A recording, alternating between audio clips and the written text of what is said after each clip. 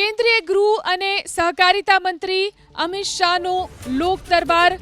ગાંધીનગર લોકસભા અંતર્ગત વિધાનસભામાં લોક દરબાર. સોસાયટીના ચેરમેન અને સેક્રેટરી સાથે અમિત શાહનો લોક દરબાર.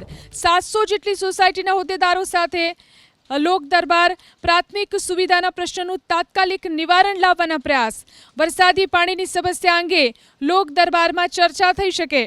કાર્યરત પ્રોજેક્ટ અને થતી સમસ્યાઓ અંગે સાંસદને રજૂઆત કરવામાં આવશે. તો કેન્દ્રીય ગૃહ અને સહકારિતા મંત્રી અમિત શાહનો લોક દરબાર. ગાંધીનગર લોકસભા અંતર્ગત વિધાનસભામાં આ લોક દરબાર. સોસાયટીના ચેરમેન અને સેક્રેટરી સાથે અમિત શાહનો લોક દરબાર. 700 જેટલી સોસાયટીના હોદ્દેદારો લોક દરબારમાં ઉપસ્થિત.